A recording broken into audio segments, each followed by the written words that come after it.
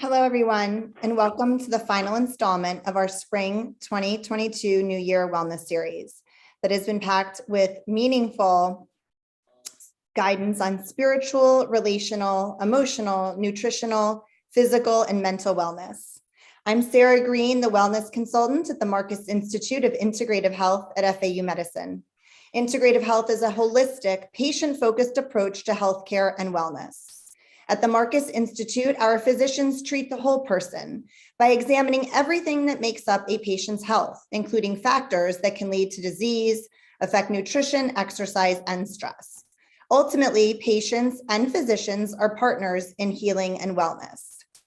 The Marcus Institute is pleased to co-sponsor this series with our friends at the Robin Rubin Center for Happiness and Life Enhancement. The center is housed in the Sandler School of Social Work within the College of Social Work and Criminal Justice at FAU. They offer weekly wellness programming free of charge and conveniently online. Students, faculty, staff, friends, and family are all welcome and encouraged to attend all Robin Rubin Center events, which include meditations on Tuesdays and Fridays, as well as special events like this one. We're posting links in the chat box so that you can learn more about the Marcus Institute and the Robin Rubin Center and make plans to join us again in the future. Today, I am so excited to welcome our wellness expert, Dr. Michelle Lizotte-Waniewski. She is an associate professor of integrative medical science and the founding director of HealthFirst Health and Wellness Initiative at the Charles E. Schmidt College of Medicine. The HealthFirst Initiative promotes student, faculty, staff, resident, and community well-being under the pillars of exercise, nutrition, and stress management tools, including, of course, mindfulness. And we are so excited to have her with us today. She also serves as the M1, M2 lead basic science course director and teaches strategies for academic success and techniques for maintaining well-being. Dr. Michelle received her BA and MA degrees in biological sciences from Schmidt College and her Ph.D. in molecular and cellular biology from the University of Massachusetts, Amherst. She is a graduate of the Harvard Macy Medical Educators course and has more than 60 hours of mindfulness meditation training.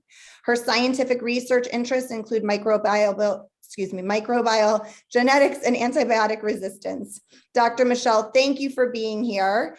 And we are going to hand it over to Dr. Michelle at this time. Please remember to post any questions, comments in the chat box, and we will handle those during our Q&A at the end of this session. Thank you, Dr. Michelle.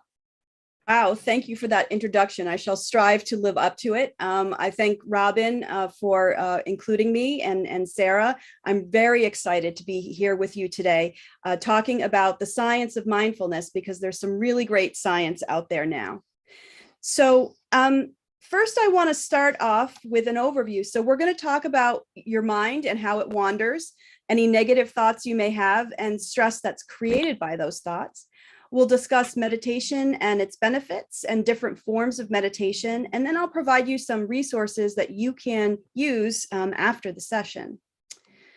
So today, I would like to talk about you. I would like everyone to type into the chat what they're thinking about or were thinking about right before the talk started, how you're feeling, just how are you today? What's going on with you? And I'll just keep an eye on the chat to see what kind of responses we get.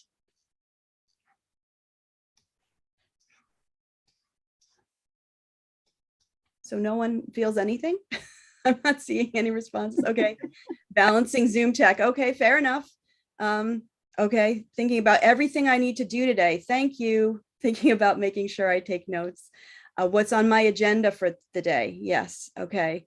Well, I get interrupted because a child needs to talk. That's fine, no worries at all. Life is good, so blessed. I love that. I'm glad you all feel great. I am interested to hear how you feel, because I think a lot of times no one really thinks about themselves. There's no pause in a day where someone says, you know, how am I doing today? What's going on with me today? And yeah, dinner, definitely thinking about dinner. So I want to tell you about something that everybody is doing a lot of that actually is making them unhappy. So you might be surprised to know that a Harvard study showed that subjects, so they were following a number of subjects in the study, 40% of the 7% of the time, they weren't paying attention to what they were actually doing. So they were doing something and doing something else at the same time. They're not paying attention. They're thinking of something or just mindlessly doing something. So their mind was wandering somewhere. And sometimes that's intentional, right? We think we're multitasking. And the mind wanders somewhere else. So when the mind wanders, where does it go? So what do you think about? So if you think about when your mind wanders, what kinds of things pop into your head at that time when your mind wanders? What are you thinking about? Probably a lot of the same things that you're thinking about right before this talk. So we hear a lot about multitasking, and there is this theory that we can do it. Future thoughts, thank you. Yes, definitely daydreaming, absolutely. So it turns out that a wandering mind is an unhappy mind. And the study shows that it's because the mind wanders that people are unhappy. So usually when the mind wanders, it goes either to the past, some argument you had with someone, something you're ruminating over, or the future, which hasn't happened yet and may, not happen. So you're projecting some sort of negative future that may come forward. So it turns out that experts tell us that when you are multitasking, you actually lose 30 to 40% of your productivity because you can't really focus on multiple things at once. Even though it seems like you can't actually do that. And that is called the switching costs. A lot more errors happen that way, obviously. And you'll notice that Tiger there he's not multitasking, is he? Everybody can see he's incredibly focused on exactly what he's doing. In that moment, he is right there. And the present moment is where we need to be if we want to be happy. So this picture reminds me of what happens when folks, I don't know how many folks have dogs and that they take for a walk. But this reminds me that when you go for a walk with the dog is really just thinking about one thing, right? So what tree am I going to choose, or what fire hydrant? What can I smell out here?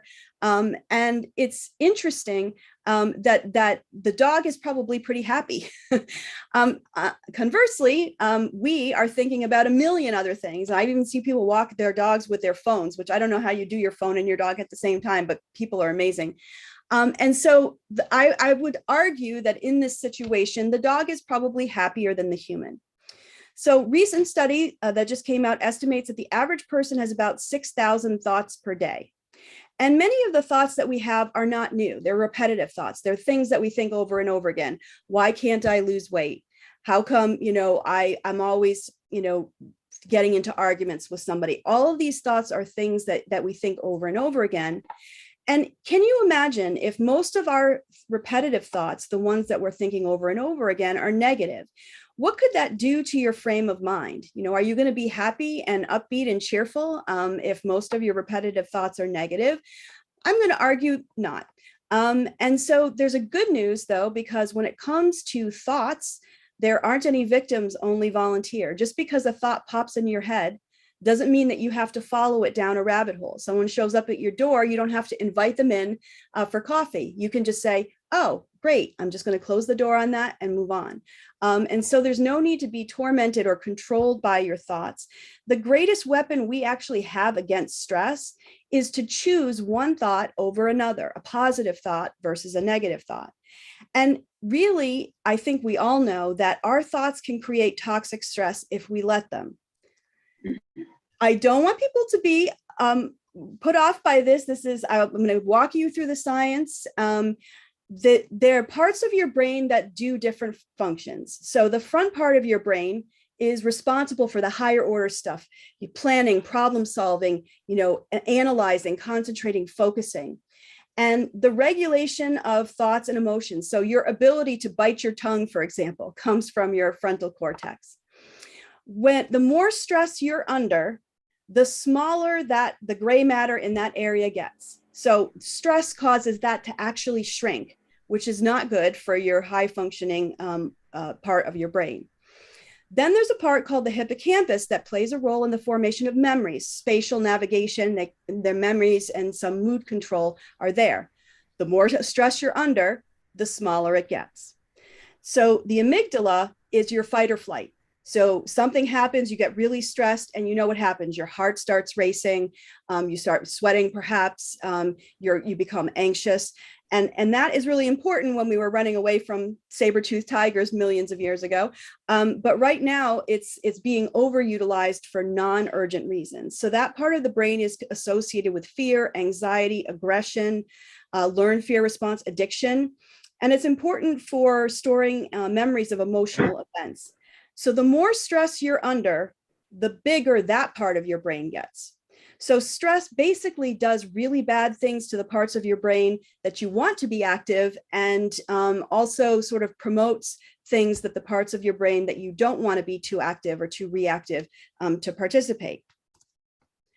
So the effect of stress on a person cannot be overstated. 70% of illnesses, whether they're mental illnesses or physical illnesses, can be linked to stress in some way. And we reach a point where we're under constant chronic stress. So we're running from thing to thing, not having a moment to think. And, and then some crisis happens and everything gets rearranged, and that stress is not normal. We're designed to be stressed about something and then recover, and then be stressed about something and recover. So the fight or flight is supposed to be activated and then quickly deactivated. But that's not what's happening right now. What's happening is that people are experiencing something called allosteric overload. The normal stress response becomes dysfunctional, and that dysfunction wreaks all kinds of havoc in the body. So it affects your brain, your cardiovascular system, all of this in a very negative way. Increased inflammation in your joints and muscles. It decreases the functioning of your immune system, your reproductive system.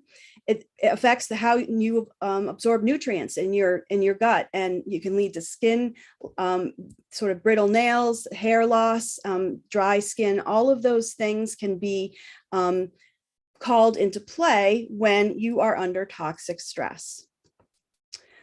So why am I telling you about toxic stress? I'm sure you all could write a book about it at this point. Well, it turns out that you have quite a few tools to combat toxic stress. One of them, of course, is exercise. We know that exercise is a very good way to combat stress. But maybe you'll be surprised to know that mindfulness meditation is another way that we can make our brains stronger and manage our stress. So really, unless we train our minds with mental exercises, you can see the little brain lifting up weights there, just like we would train our bodies with physical exercise, there can be unhealthy outcomes. And it really is, that's all mindfulness meditation is. Basically, it's just working out your brain. And only it's probably less painful, and you'll probably sweat much less.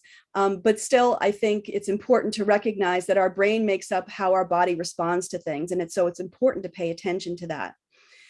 People who cannot manage stress can have very serious mental or physical consequences to that. And we talked about some of those on the last slide, and we'll talk a little bit more about that moving forward. So in case you think that meditation is something that's, in some fringe group of people are doing, or, that it has no sort of practical benefits, it may surprise you that many CEOs of Fortune 500 companies meditate every day. And a Harvard Business Review report came out saying that they should. So the Harvard scientists who are doing research on mindfulness meditation know the positive effects it can have on performance. So we'll talk about that now. Really, it is stunning, the things that mindfulness meditation has a positive impact on. So you all probably know that cortisol is the stress hormone. That's what gets released when your fight or flight comes into place, the adrenaline, the cortisol. And that is not good because it activates your immune system. It causes inflammatory response that you actually don't want. So mindfulness meditation decreases the level of that hormone. It can lower your blood pressure, reduce your chances of having cardiovascular disease, and it can improve your immune system. There are also mental health benefits, which I think a lot of people overlook. It improves your working memory capacity. It increases empathy and your ability to focus your attention on something. It makes you feel happier and more satisfied. The first thing you'll notice when you start meditating is that your quality of sleep will be improved.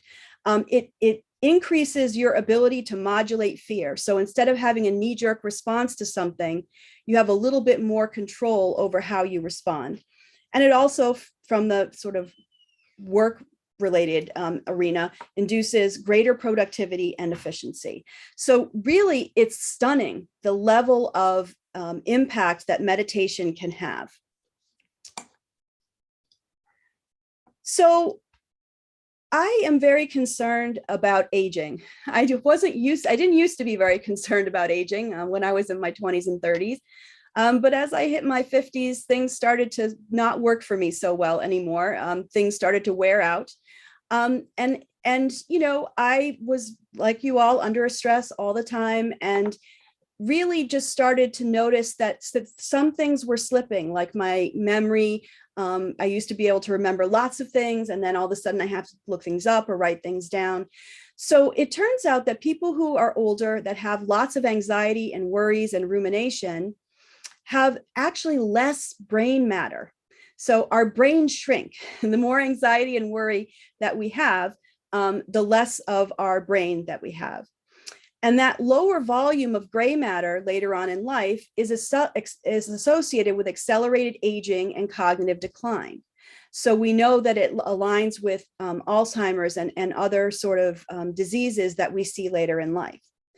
Now, meditation, you're not going to believe it, but I'm going to tell you the truth. Meditation actually increases the volume of your brain over time. And I won't ask you to believe me. I will show you the brain scans to prove it.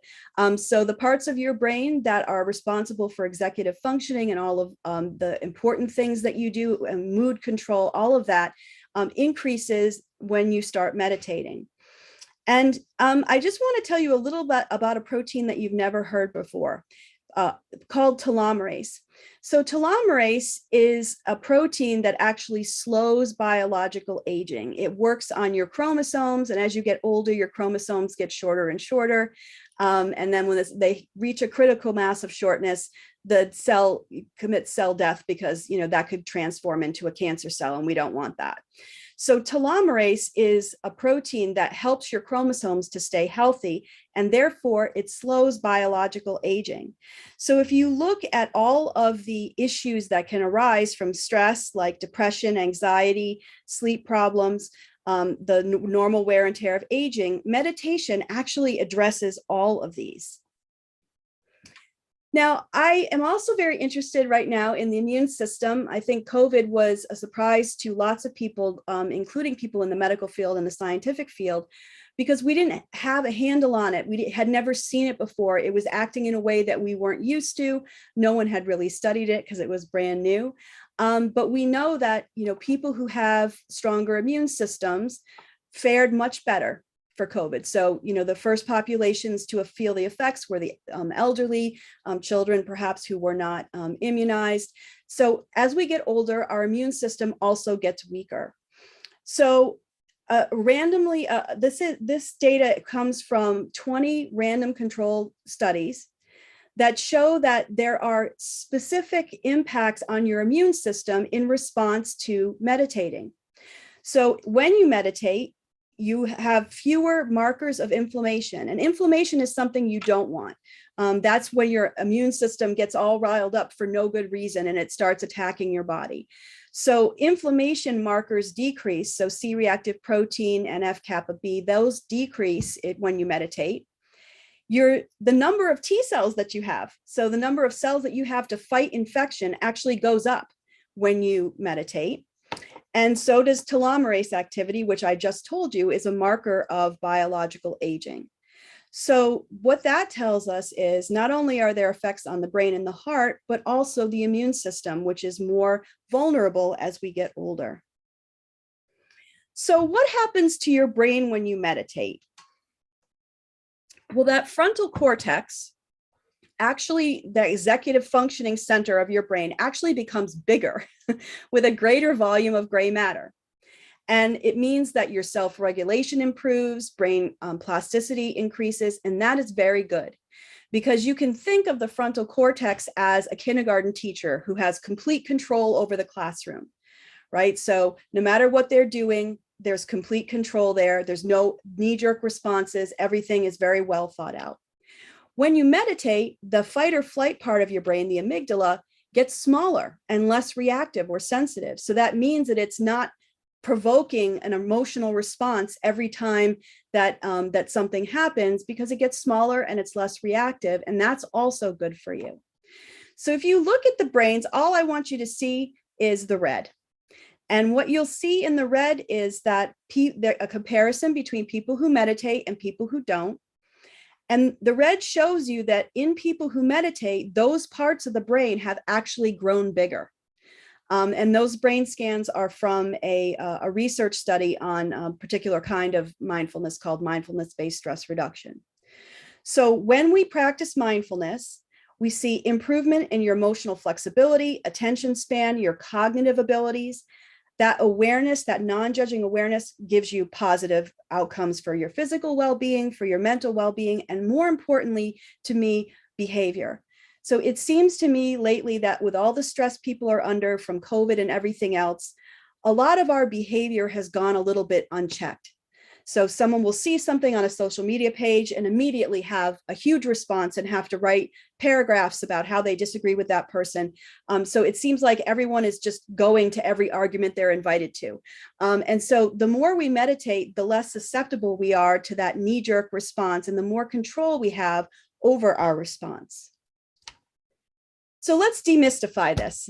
There's nothing unusual or challenging or hard about meditation. It's basically a mental state that you get when you focus your attention on now, what's happening now, how you feel now, how you're breathing now, all of that, while acknowledging, accepting whatever feelings come up for you, whatever thoughts, whatever sensations you feel, you're cold, you're hot, whatever, just accepting them as they are, not trying to change anything. You're just saying, oh, okay, my hands are cold right now. That's just the way it is.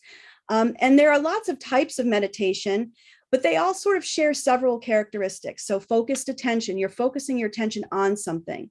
What you focus your attention on can be different things, and we'll talk about that in a minute, but you're focusing on something rather than letting your thoughts run wild. Paced breathing, so you're probably deeper breathing called vagal breathing, so that forces your heart rate to slow down. So that's why people who are having panic attacks hyperventilate. Their heart is beating so fast that it's causing them to breathe more quickly. And you can actually help someone to stop a panic attack by having them do meditative breathing, because it forces the heart rate to slow down. If there's not all that oxygen coming in, it can't be pumped anywhere. And so you can force your physiology to work for you by meditation. And obviously you want to be in a comfortable or at least peaceful setting. So mindfulness is focusing attention on something. So some people practice breath meditation. Other people practice body scan meditation. Some people focus on candles. Whatever you want to focus on is fine, as long as you achieve that meditative state. Some people use virtual reality goggles. There are meditation apps that are designed to do that, or visualization. So this we see a lot with people who want to improve performance. So athletes will envision something over and over and over again. They'll visualize it, and it helps them to improve their performance. So you could do mantra meditation, which we'll talk a little bit about before, or walking meditation, just focusing on your body as it moves. And that can be a good way to get started, because some people have a hard time sitting still. So walking meditation can be a good way to sort of wade yourself into the pool of meditation. And then finally, gratitude. So it may seem like gratitude doesn't really belong on this list, but I'm actually going to show you how it does. So probably you may be surprised to know that we are teaching medical students mindfulness. And the reason that we're doing that is you probably are aware how much pressure and stress our healthcare system has on it, even before COVID. Doctors are more likely to commit suicide. They're more likely to be depressed and have anxiety. And so we feel at the College of Medicine, it's important to teach medical students tools for managing their stress, because they've chosen a very stressful career. And usually when I ask students why they can't meditate, I get all kinds of answers. I don't know how, I don't have enough time, no one's ever taught me, I can't sit still, all of these reasons. And so what we want to do now is I want to lead you through a guided meditation that will literally only take 2 minutes. And I'm going to ask you to come along with me for the ride and just try this out for yourself for 2 minutes and just see how simple it is. So wherever you're sitting right now, just sit comfortably. There's no right or wrong way to meditate. Whatever you experience during this 2 minutes is what's right for you. Don't try to make anything happen or judge something that happens. Just observe what's going on. So think of the thoughts that come by your mind as sort of white puffy clouds in a blue sky, and you're just watching them move on by, aware of them, but not engaging with them. And when you notice that you have lost your attention from your breath to a random thought, that's fine. Just redirect your attention back to your breath. So if everyone could straighten their back, but don't stiffen it, and just rest against the chair, lower your shoulders away from your ears so that they're down more, not as tense. Put your feet flat on the ground in a comfortable position and just let your hands rest in your lap in whatever way is comfortable for you. Once you're comfortable, gently close your eyes, or if you don't want to close your eyes, you could just lower your gaze to the floor so you're not distracted. And relax the muscles in your face. So just let them go slack and feel your hands resting in your lap, the contact and pressure of your hands setting in your lap. Feel your feet making contact with the floor. Now just take a deep breath in through your nose and hold it for 3 seconds and slowly exhale from your mouth. So as you take another deep breath in, feel how your lungs are expanding as you're taking that fresh air in, and slowly exhale, feeling your lungs get smaller. As you exhale, you can feel tension and your stress in your body leaving. As you take another breath in, notice how your chest and your abdomen rise. And as you exhale, feel the tension and stress drain from your body right out of the bottom of your feet. As you continue to breathe in, notice how calm and gentle your breathing is and how relaxed your body feels. We're going to take 2 more breaths in and out. And as you breathe in, pause for 3 seconds at the top of the breath and then slowly exhale. And then take another comfortable breath when you're ready. Hold it for 3 seconds and slowly exhale. As you finish this exercise, a moment of gratitude for something in your life that's positive, something that is making you happy right now. Just think of that thing. And then whenever you're ready, you can go ahead and open your eyes. So could you type into the chat box anything that you notice that's different about you from before we started the meditation? So maybe before the meditation, you were feeling a certain way. How do you feel now? Do you feel any different? Okay, so somebody's relaxed. Somebody's got stillness in their mind. I'm jealous. Very calm, right? Slower heart rate. Wow, well done. Yes, the whole body being at ease, more relaxed and loose muscles. Excellent. That was 2 minutes. And even busy medical students or busy people out there in the world, we can find 2 minutes in our day to grow our brains bigger and help us to combat cognitive decline. Less rushed. I like that. Yes, you feel less rushed because we're rushing from thing to thing all that time on our to-do list, just getting to the next thing. And just this brief pause allows us to stop the rushing for a minute and just check in with ourselves. So that was just an example of a breath meditation. Now we'll just quickly go through a couple of other types just to make you aware of them because we're focused mostly on mindfulness today. But there are mantras that you can use. It's a word or phrase or prayer that has a long history of use that is usually considered sacred or holy from whatever tradition or culture it comes from. So Peaceful Mind, Peaceful Life, which is a nonprofit organization started by Barb Schmidt and Michelle Maros, offer wonderful workshops. And so this list is courtesy of one of their workshops, and I'm sharing with permission. So if you look over this list, maybe choose one mantra that resonates for you. And your mantra is just something that can center you in a moment. So whenever I'm going from one appointment to the next, maybe I've had a negative interaction with a student and I don't want that to carry over to my next meeting with a student, I just repeat my mantra a few times with a few deep breaths, and it's amazing what a calming effect that can have. I also use my mantra when I wake up in the middle of the night. Sometimes my mind will be racing. I'm concerned about a student or some sort of issue going on at work, and I just repeat my mantra, and it helps me to fall back to sleep more quickly. They don't have to be religious. So here are some examples that include things that are not religious. Everything I need is within me. I am strong. I'm beautiful. I am enough. I'm grounded, centered, and present. One of my favorites is this too shall pass. Everything is temporary, and the more we remind ourselves of that, the happier we will be. So I want to play a game with you now.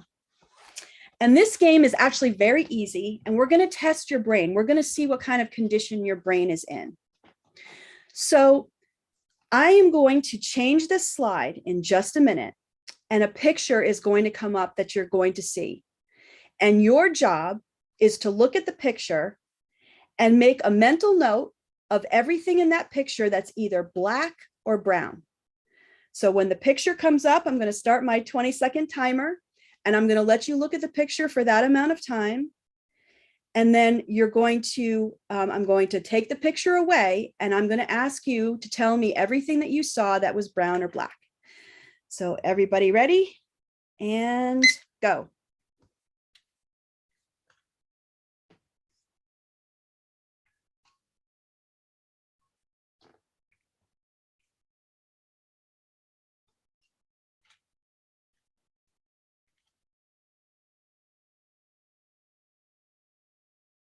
Okay, time's up. So let me see in the chat, what things that you saw in that picture were black or brown? So just type in the couch was brown. Okay, yep, that's right. Anything else? The blinds. There's a rug. Yep, a black frame. Good, good. The picture frames, pillows, paintings. Wow, you guys are really perceptive. That's amazing. Black air vents. I don't think I've ever had that one. You guys are really amazing. This is the best list I think I've ever gotten, even with medical students who are very good at paying attention to things and are in a little bit competitive in nature. So now, if you can type in the chat everything in the room that was pink, please. So if it was pink, can you put it in the chat box? Okay. What about the things that were blue? What was blue? Adrian, that's awesome. No. Okay, I'm gonna show you the picture again, just so that you can see it and see if your answers were correct. Someone did get the ottoman. So, okay, take a look at the picture now. And now notice what's pink and purple and blue. I'm amazed that actually someone could see the blue in those pillows, because I just noticed that now. Good for you. So this actually is what we do in our lives. We are so focused on the black and the brown, the negative things that happen to us, that we miss the pinks and the purples and the blues. And so one thing that you can do to improve your sort of outlook on life is to, instead of focusing always on the negative things that happen during your day, switch your perception and start noticing the positive things. So really, notice little things like, oh, someone made my cup of coffee perfect this morning, or someone held the door for me when it was raining, or someone helped me carry something that was heavy, or did something nice for me at work. Now, if you force yourself to remember the positive things that happen, what happens over a short period of time is we actually start to notice all the positive things in our day. So the little things that we may not have noticed before, all of a sudden, because we're competitively looking for those things, we're we notice when they happen, and we can feel grateful in the moment. And that mental stance of gratitude throughout the day puts you in a more positive frame of mind. And so, another thing that people do is they keep a gratitude journal, just 3 things at the end of the day that they are grateful for. And so when you're keeping a journal, your mind knows that you're going to have to come up with 3 things tonight. So you better notice some things that are happening in your life that are positive, because you're going to have to write those down. Journaling can also be helpful for mind dumping negative feelings or traumatic events, thoughts. So sometimes I write letters to people that are not so nice, which I don't send. But it's good for me to get those feelings out on paper. And so journaling is another way to do that. So here are some examples of some prompts that you can do for gratitude. What was the best thing that happened today? Who makes you feel loved and why? Something that makes you happy. These are the kinds of things that you can write on in your gratitude journal, in addition to keeping track of 2 or 3 things that happen each day that make you feel good. Now, a lot of times the students will say, I can't meditate. I can't sit still for 10 minutes. I get tired, I fall asleep, or I get restless.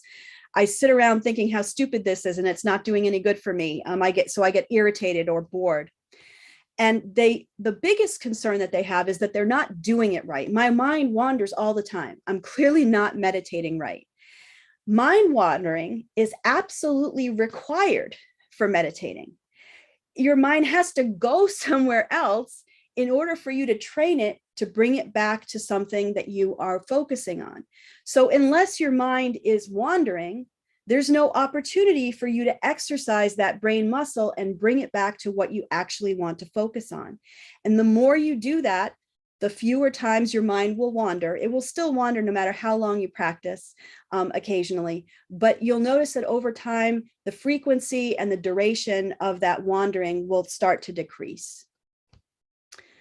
So my take-home message is there is no right or wrong way to meditate. It doesn't have to take a long time. You can do it for 5 minutes in the morning, 10 minutes at night. If you have problems relaxing before you go to bed, you could do a body scan meditation and progressively just relax each part of your body one after another so that you can get relaxed. You have to think of meditation like you think of, heart medicine or Lipitor or any other medicine you take every day. You don't take your entire 30-day supply of Lipitor on the Monday of the first day of the month and say, okay, I'm set for the month. Don't need to take any Lipitor now, right? So there's a dose response here. You just need to do a little bit every day. Don't judge what's happening. Just do it like brushing your teeth and get into the habit, and 2 to 5 minutes. And first thing in the morning or last thing before you go to bed.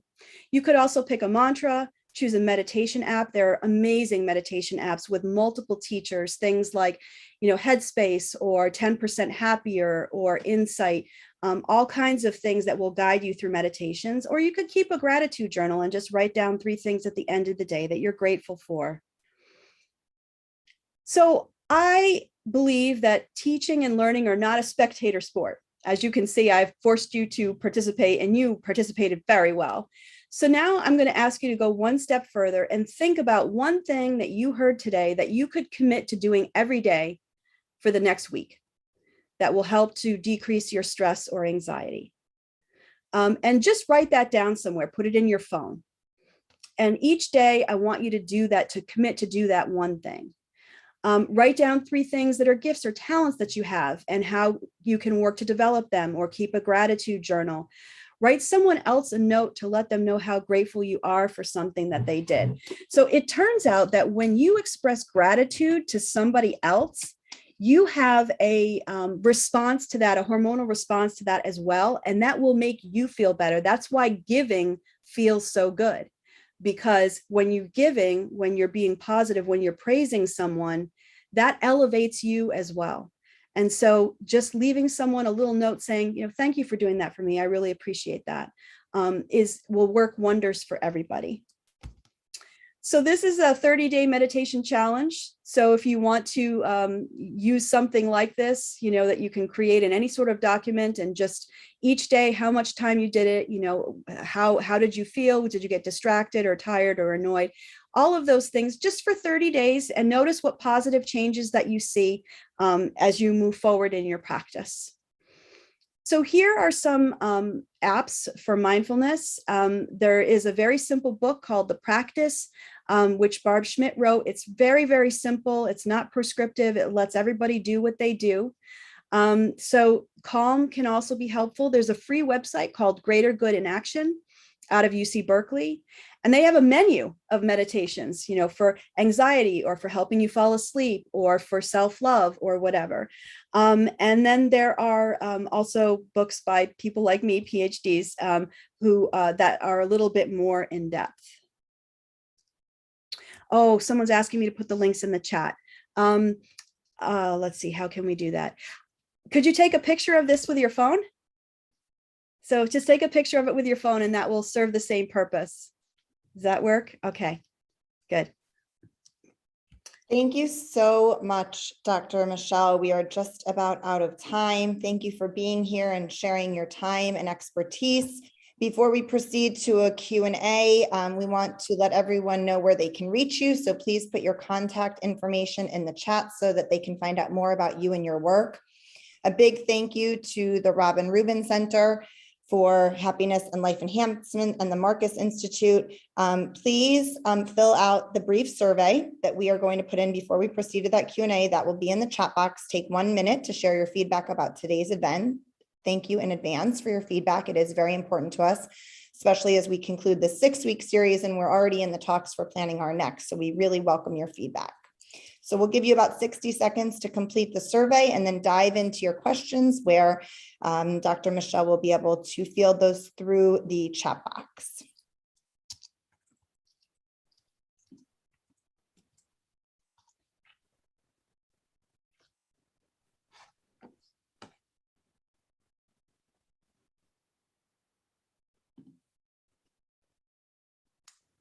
So someone asked where the survey is. It's right there in the chat box. There's a link you can click right on it, the SurveyMonkey link.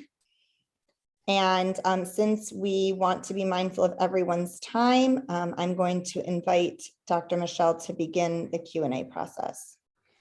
So if you have questions, you can just put them in the chat.